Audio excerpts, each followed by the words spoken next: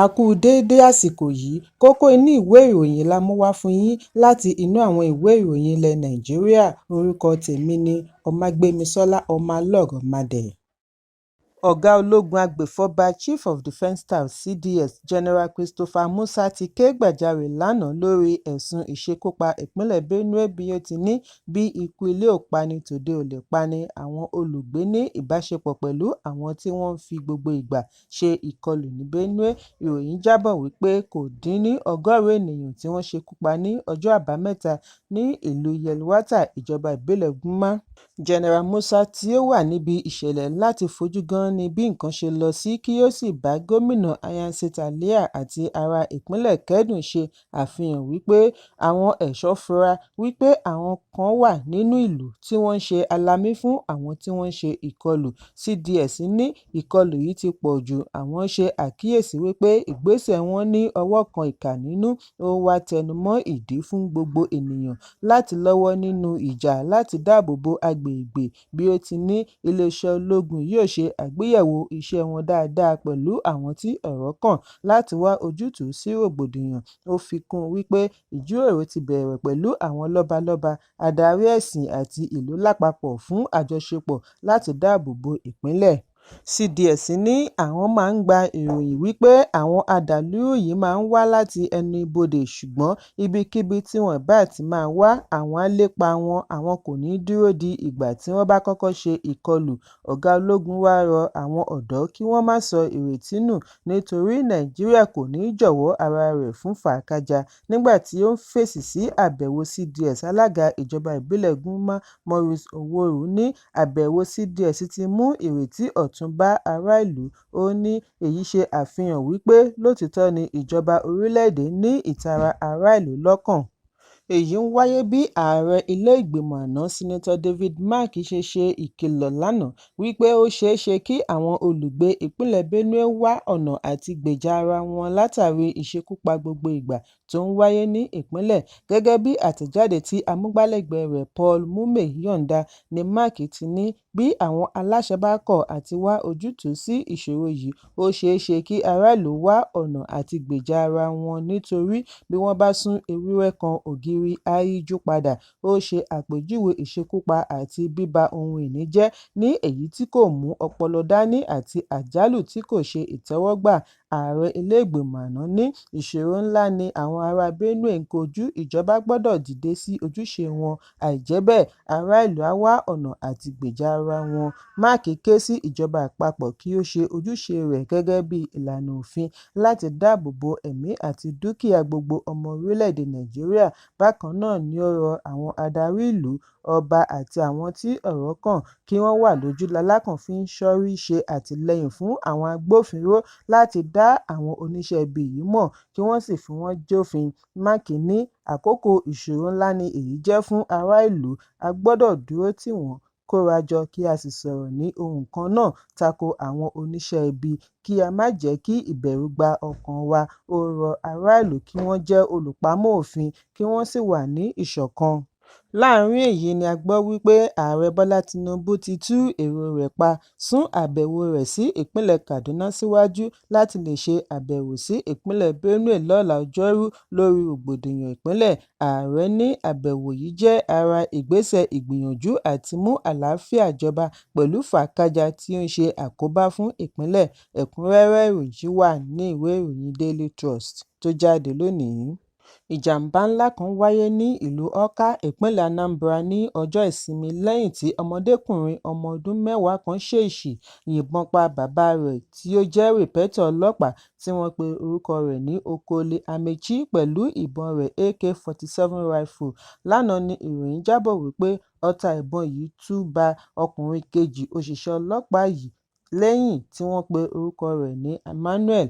Ohun tí a gbọ́ ni wípé ìṣẹ̀lẹ̀ yìí ti fi ẹkùn iléeṣẹ́ ọlọ́pàá ìpínlẹ̀ Anambra sínú ìkárísọ nígbà tí ó ń fìdí ìṣẹ̀lẹ̀ yìí múlẹ̀ nínú àtẹ̀jáde. Agbẹnusọ iléeṣẹ́ ọlọ́pàá ìpínlẹ̀ SP Tochukwu Ikenga ní dókítà ni ó fìdí ikú òṣìṣẹ́ ọlọ́pàá yìí múlẹ̀ ní ilé ìwòsàn tí wọ́n gbé dìgbàdìgbà lọ, ṣùgbọ́n ẹnìkejì ń fèsì sí ìtọ́jú. Ikenga ní ẹkùn iléeṣẹ́ ọlọ́pàá Anambra fi fi ẹ̀dùn ọkàn wọn hàn sí ìṣẹ̀lẹ̀ aburú tí ó yọrí sí ikú rìpẹ́tọ̀ ọlọ́pàá Okole Amaechi ní Awka. Ìṣẹ̀lẹ̀ tí ó wáyé ní ọjọ́ 15 oṣù kẹfà ọdún 2025 ni wọ́n ní ó wáyé látàrí àìmọ̀ọ́mọ̀ accidental discharge láti ọ̀dọ̀ ọmọkùnrin rẹ̀ ọmọ ọdún 10. Ọmọ yìí kò mọ ipò tí ìbọn bàbá rẹ̀ wà. Bí ó ti fa okó ìbọn ni ó bá rìpẹ́tọ̀ lẹ́yìn àti ọmọkùnrin rẹ̀ kejì tí ó bà lọ́wọ́. Wọ́n ti gba ìbọn yìí bí wọ́n ti gbé òkú olóògbé lọ ibi ìgbókùúsí. Ẹ̀kúnrẹ́rẹ́ ìròyìn wà ní ìwé ìròyìn Punch tó jáde lónìí. Gómìnà ìpínlẹ̀ Plateau Caleb Mutfwang ti fi ọkọ̀ bọ̀gìnnì 15 tuntun kún Teen City Metro Mass Transit System láti fi mú lílọ bíbọ̀ yá ní ẹ̀ka ọkọ̀ ìrìnnà. Àgbékalẹ̀ ọkọ̀ tí ó bẹ̀rẹ̀ ní ọdún tí ó kọjá pẹ̀lú ọkọ̀ 15 ni ó ti ṣe àdínkù sí ìṣòro owó ọkọ̀ ní ìpínlẹ̀.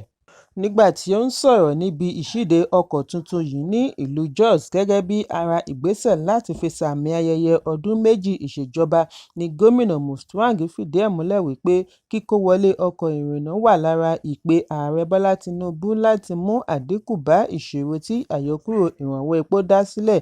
Ó fi ìdùnnú rẹ̀ hàn sí àṣeyọrí tí ìṣèjọba rẹ̀ ti gbé ṣe láti yanjú àwọn ìṣòro tí ó ṣe gbòógì gẹ́gẹ́ bí ó ti ṣèlérí rẹ̀ nígbà ìpolongo ìbò. Gómìnà ní yálà tí àwọn fi ń ra ọkọ̀ fàájì fún mínísítírì àti àwọn ọ̀gá ilé-iṣẹ́ ni àwọn fi mú ìgbáyégbádùn ará ìlú lọ́kùnkúndùn. Nípasẹ̀ èyí ni àwọn fi dá ìrànwọ́ epo padà fún ará ìlú. Ó ní àtẹ́wọ́ àti inú dídùn tí ará ìlú fi hàn nígbà tí wọ́n kó ọkọ̀ wọ̀nyí wọlé fún un ní àkọ̀tun agbára. Iṣẹ́ ṣẹ̀ṣẹ̀ bẹ̀rẹ̀ ni. Ẹ̀kúnrẹ́rẹ́ ìròyìn wà ní ìwé ìròyìn Vanguard tó jáde lónìí. Olúwo ilẹ̀ Ìwó Ọba Abdulrasheed Akànbí ti ní ọkọ̀ tirẹ́là tí wọ́n rán sí i láti lọ ṣekú pa á ṣubú lulẹ̀ ní kété tí ó kọlù ú, tí ara ọkọ̀ sì bàjẹ́ gidigidi. Ọba Ọ̀ṣun ṣe àfihàn yìí níbi ó ti ń jẹ́rìí sí agbára Ọlọ́run nínú fídíò kan tí ó gba orí ẹ̀rọ ayélujára lónìí ọjọ́ Ìṣẹ́gun. Bí ó tilẹ̀ jẹ́ wípé Ọba Akànbí kò ṣe àfihàn ibi tí ìṣẹ̀lẹ̀ yìí ti wáyé, ó fìdí ẹ̀ múlẹ̀ wípé lẹ́yìn tí tírélà yìí gbá òun lòun rí bí àwọn áńgẹ́lì Ọlọ́run ṣe ń wọ́ tírélà yìí. Ó ní àfi ẹni tí kò bá mọ Ọlọ́run nìkan ni ó lè máa ṣiyèméjì. Ẹ̀kúnrẹ́rẹ́ ìròyìn wà ní ìwé ìròyìn Punch tó jáde lónìí. Ẹgbẹ́ òṣèlú Labour ti bu ẹnu àtẹ́ lu ìṣekúpa tí ó wáyé láìpẹ́ yìí ní ìpínlẹ̀ Benue bí wọ́n ti pè fún fífi ẹ̀ṣọ́ aláàbò ránṣẹ́ ní kíákíá láti dáàbò bo àwọn ìlú aláìlágbára káàkiri ẹkùn gbùngbùn àríwá. Wọ́n ṣe àpèjúwe ìkọlù yìí ní èyí tí kò mọ́gbọ́n dání. Alága ìgbìmọ̀ adelé gbogbogbò Nenadi Usman rọ ìjọba fún ìwádìí tó jinlẹ̀ pẹ̀lú ìgbésẹ̀ oníkánmọ́kánmọ́ láì wo ipò tàbí orúkọ. Nínú àtẹ̀jáde àná ni Usman ti fi ẹ̀dùn rẹ̀ hàn lórí ìṣekúpa ọmọdé àti àgbà tí ó lé lọ́gọ́rùn-ún tí àwọn mìíràn di aláìnílélórí pẹ̀lú bí wọ́n ṣe dáná sun ènìyàn, ọrọ̀ ajé àti ohun ìní. Usman ní wọ́n dẹ̀mí aláìṣẹ̀ légbodò. Àwọn ọmọdé tí ó yẹ kí wọ́n dáàbò bò ni wọ́n dùnbú bí ẹran. Ìyá tí ó yẹ kí ó tọ́jú ilé ni wọ́n ti sin papọ̀ pẹ̀lú àwọn yòókù. Bàbá tí ó yẹ kí ó dáàbò bo ẹbí ni wọ́n gé ẹ̀mí rẹ̀ kúrú láìláàánú. Adarí Labour kérora lórí fàákájà bí ó ti tọ́ka sí àwọn ilé tí wọ́n dáná sun, àwọn ẹ̀ṣọ́ tí wọ́n dènà dè, ìtàbùkù gbogbo ìgbà sí ará ìlú, àwọn tí wọ́n di aláìnílélórí gẹ́gẹ́ bí àpẹẹrẹ ẹ̀rí tí ó fi ojú hàn wípé ìpínlẹ̀ kò lè dáàbò bo ìlú rẹ̀. Ìtàjẹ̀sílẹ̀ ìpínlẹ̀ Benue yẹ kí ó jẹ́ ìpòrúurú ọkàn. Èyí ti kọjá ìṣòro ẹkùn, ó ti di ìdójútì ńlá fún orílẹ̀-èdè. Ìgboyà àwọn tí wọ́n ṣe ìkọlù àti aláìlágbára àwọn tí wọ́n fi ara kááṣá ṣe àfihàn ààyè tí àwọn adarí fi sílẹ̀ yàtọ̀ sí ìdásí láti iléeṣẹ́ ológun. Ẹgbẹ́ yìí wá pè fún ìnáwọ́sí pẹ̀lú oúnjẹ, ilégbèé, ìwòsàn àti àtìlẹ́yìn fún àwọn tí orí kó yọ. Ẹ̀kúnrẹ́rẹ́ ìròyìn wà ní ìwé ìròyìn Daily Post tó jáde lónìí. Fún ìgbà kejì nínú ọdún yìí, ọ̀wọ́ngógó oúnjẹ food inflation rate tún ti já wálẹ̀ sí 21.14% nínú oṣù karùn-ún yàtọ̀ sí 21.26% tí ó wà ní oṣù kẹrin ọdún 2025. National Bureau of Statistics ni ó ṣe àfihàn yìí nínú àkọọ́lẹ̀ wọn tuntun tí wọ́n yọ̀ǹda lánàá ọjọ́ Ajé. Bákan náà ni headline inflation wálẹ̀ sí 22.97% nínú oṣù karùn-ún láti 23.71% nínú oṣù kẹrin ọdún yìí. Wíwálẹ̀ inflation wọ̀nyí wáyé láàárín bí owó oúnjẹ ṣe ń gbówó lórí. Láti fèsì sí bí inflation ṣe wálẹ̀ nínú oṣù kẹrin ni ìgbìmọ̀ tó ń ṣàmójútó owó láti ilé-ìfowópamọ́ àgbà CBN ṣe dúró lórí 27.50% gẹ́gẹ́ bí owó èrè interest rate. Ẹ̀kúnrẹ́rẹ́ ìròyìn wà nínú ìwé ìròyìn Daily Post tó jáde lónìí. Kókó inú ìwé ìròyìn tòní kò ní jù báyìí lọ. Ẹ pàdé mi ní ìrọ̀lẹ́ fún àkọ́tún ìròyìn. Kí a tó lọ, ẹ má ṣaláì fi àkíyèsí yín ránṣẹ́ kí ẹ sì bá wa subscribe sójú náà wa lórí YouTube kí kókó inú ìwé ìròyìn lè máa tẹ̀ yín lọ́wọ́ ní kíákíá.